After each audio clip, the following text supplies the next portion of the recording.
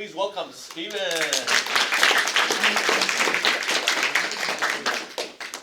Alright, so for my Zenith, I wanted to do an experimental music visualizer, and I'll explain a little bit what that entails in a sec. So, really my interest in the reason why I did this, when I was younger, growing up, I really thought music videos were really cool. Spoiler, they are pretty cool. And they really just brought me a lot of, it just made me very happy. A lot of the upbeat ones, it made me feel a certain way. It was almost like I wanted to act in the music video a little bit, or I just wanted to be part of it, right? And in terms of the music, I really, during the experimental unit for film and also for my experimental music, I wasn't really a big fan of it. I feel like there was a lot left on the table that I could have done. I was still in a narrative mindset, and I really wanted to try or do experimental part 2, really experiment, of course, and try new things and take a lot of risks. And so in terms of music, that's what I did. I wanted to kind of find a balance and learn about how lyrics kind of play into visuals, and I'll talk about that in a sec. And again, experiment, just try new things, try things that I hadn't done before, take risks, and have fun doing it. So, I don't know if the video will play. It should be on mute, but the song that I went with was "Kids Are Growing Up" by the Kid Laroi. And this was my original idea, which I didn't follow through with. Here's the video so you guys can kind of see what my original vision was. And I really loved the song, but I found over time, I think Landon kind of talked about it, how when you try and recreate something that's already been done by professionals, it doesn't really feel authentic. It doesn't really feel like you are the one doing it. It feels like you're just trying to copy and paste what somebody else is doing. And I found out that in terms of the vocals, and I'll talk about the difference between the lyrics and the narrative in a sec, the vocals were kind of the make or break thing. Because what I learned, and Mr. Flo also touched about this, the instrumental, the music itself, like aside from the vocals and lyrics, it makes you feel a certain way. It sets the mood, it sets the tone. And the lyrics and the vocals are really just to tell a specific narrative and tell a specific story. Without the lyrics, you can with the instrumental, you can kind of feel a certain way, and with visuals on top, you can kind of leave it up to the audience and leave it up to whoever's watching to interpret it how they want. So yeah, I found out that the story element was really crucial, and that just telling a specific story without the lyrics was just the better way to go, or let me rephrase that. Not having a story, I should say, and kind of leaving it up to the audience to interpret it how they want was what I ended up going with. So the newer idea, what I followed through with, was the experimental music visualizer. Again, the difference I feel between a music video and a music visualizer. The music video tells a narrative, tells more of a story. A visualizer, it's really just the music that you want, an instrumental, and then just kind of like a compilation of videos on top to make the audience feel a certain way or to interpret it how they want. And so I did the same song, "Kids Are Growing Up" by the Kid Laroi, but my inspiration for the music video was "After" by Powfu. So if you've ever heard lo-fi beats or lo-fi freestyle on TikTok or Instagram or something like that, this is the guy who does basically every single song. And I went for more of a VHS kind of nostalgic feel. And again, not having the lyrics to tell a specific narrative, that allowed for more flexibility. That really allowed me to dive deeper into the experimental aspect, because with the lyrics and a narrative, you have to follow like a specific set of rules. With experimental, you have a lot more flexibility. You can do what you want, as I'm sure people who've done experimental before, they kind of get the idea. You have a lot more flexibility and freedom. So in terms of the musicians, I wanted to try and keep it as just authentic as possible, and I really wanted it to be community-based. I wanted to bring in people that had, obviously a background in music, but to have their own take. I wanted them to listen to the song a couple times and say, okay, I have this idea, let's throw it in. And there was not many no's. I wanted to let people kind of do what they wanted. So for Tyler, who was our drummer, he's playing bongos in this, he didn't play bongos in the music, but I wanted him to kind of find and feel what he thought was best, because he's very talented in music. He's been doing it for a long time. Then we have Arjun in the middle playing the acoustic guitar. He did a lot of the experimenting himself, and he wanted to try a bunch of different things. I think I had, probably 3, maybe 4 sessions with Arjun and multiple phone calls just trying new things, because he would say, hey, I have this new idea, maybe we try it this way. I said, okay, let's do it. And so he did a lot lot of the acoustic guitar. He also did a little bit of an electric guitar towards the end. And then we have Santi, who he's more of an electric guitar player, but he actually tried bass, which is not his authentic or true, or the instrument he's comfortable with. So I was very proud of him for trying out bass, and I think he did a pretty good job. And he worked with Mr. Flo. Shout out Mr. Flo for helping out with the chord progression, because for the song, there's no sheet music online. Kid Leroy's kind of sheet music is kind of underground, so it was up to Mr. Flo and Santi and Arjun to figure out the chord progression, and I was able to pick their brains and kind of catch on to what they were talking about. So once again, shout out to Mr. Flo for helping out with that. In terms of the locations, I wanted to go to places that didn't really focus on, that were not really in the city or didn't focus on modern day things. I wanted to go out into nature a little bit more, kind of take away from, from the phones, from the technology a little bit. And so the main places that I ended up going to were Golden Gate Bridge in San Francisco. I went to Hidden Villa as well. And funny enough, I actually went to Hidden Villa with a couple buddies during, I think it was like January. And when it came time to film a bunch of stuff for Zenith, after I had kind of found my new idea, and the new idea that I followed through with, I only figured that out like 2 weeks ago, so I'm very proud of myself for how I handled that.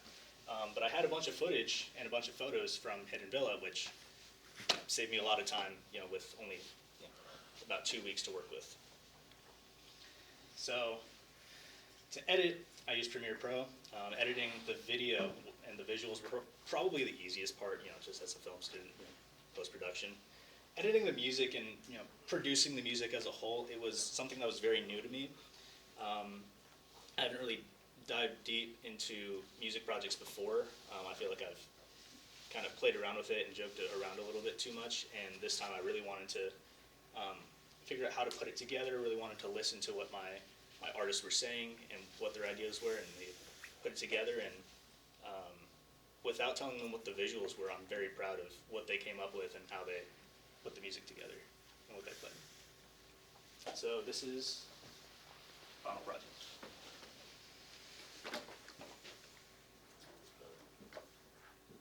If it will play.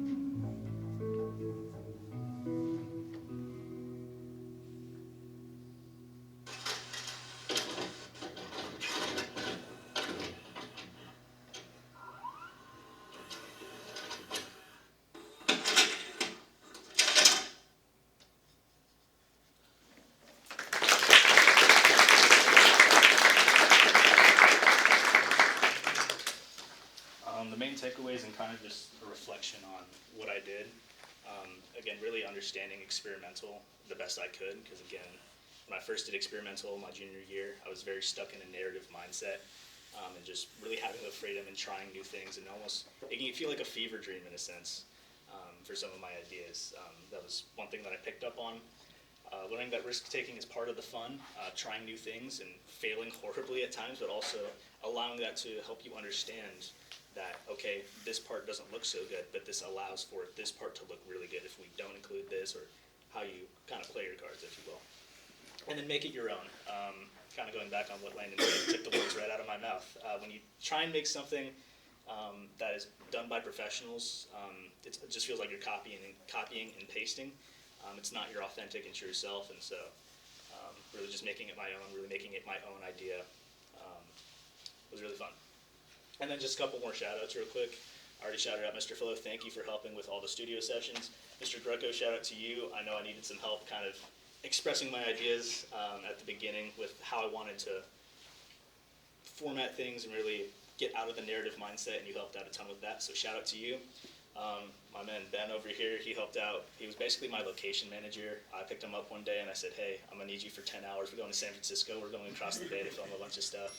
One of my best buds, so shout out to you. And then Mr. Taylor, shout out to you as well, just for helping me also get out of the narrative mindset, being a straight shooter with me, and just allowing me to be my authentic self and not do what somebody else has already done, but just make it a Stephen film. So shout out to you. Thank you.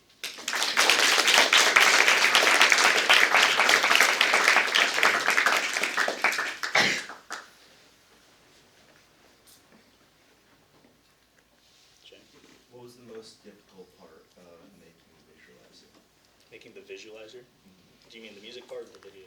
Like the video. The video, I'd say really going from the more narrative-driven idea to a more experimental and more of just a show don't tell. Because what I did, instead of a shot list, I inserted all the lyrics on a Google Doc and left little comments for each lyric. And it was like, okay, for this, I want to see this. I want it to be this type of shot. Maybe we hear this part. And I had that all lined up. And again, with only like 2 weeks left, I had to switch over to a different idea. And so really just arranging the shots to make it feel the way I wanted to, and also just the time crunch with filming. I'd say that was the most difficult part, but it all worked out, and Ben helped out a ton, so shout out to my man once again.